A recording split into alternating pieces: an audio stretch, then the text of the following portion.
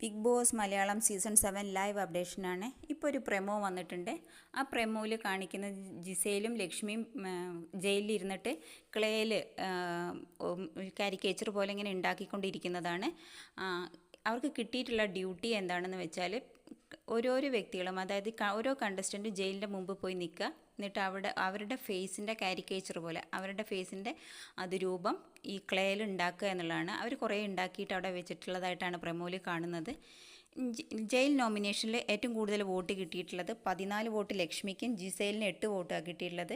ജിസേലിന് കാരണം പറഞ്ഞിട്ടുള്ളത് കിച്ചണിൽ മാത്രം കയറി ഇറങ്ങി നടക്കുന്നു, ബാത്റൂം ഡ്യൂട്ടി കിട്ടിയിട്ട് അത് ചെയ്യുന്നില്ല എന്നുള്ളതാണ്. ഇവിടെ ജിസേലിന് കുറച്ച് സ്ക്രീൻ സ്പേസ് കിട്ടാൻ വേണ്ടി ആര്യനും അക്ബറും കൂടെ പ്ലാൻ ചെയ്ത് തയ്യാറാക്കിയെന്ന് പറയുന്നു. പക്ഷേ അക്ബർ അതിനെ ചോദ്യം ചെയ്യുന്നുണ്ട്, അങ്ങനെ ഇല്ല എന്ന് പറയുന്നുണ്ട്.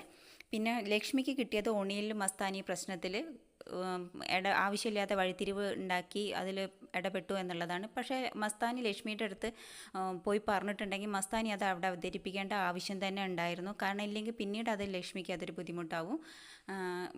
പക്ഷേ അത് കുറച്ച് ഒന്ന് ചിന്തിക്കാതെ, സിറ്റുവേഷനോ എന്താണ് അതിൻ്റെ ഇൻറ്റൻഷനോ ചിന്തിക്കാതെ അവിടെ പോയിട്ട് പെട്ടെന്ന് പറഞ്ഞു എന്നുള്ളതാണ് ലക്ഷ്മിയുടെ അടുത്തുണ്ടായ തെറ്റ്. പിന്നീട് അത് നിങ്ങൾക്ക് തോന്നുന്നുണ്ടോ ഈ ജയിൽ നോമിനേഷനിൽ എല്ലാം കറക്റ്റായിട്ടാണ് എല്ലാവരും പറഞ്ഞത് എന്ന് നിങ്ങൾക്ക് എന്താ തോന്നുന്നു? ഒന്ന് കമൻറ്റ് ചെയ്യണേ.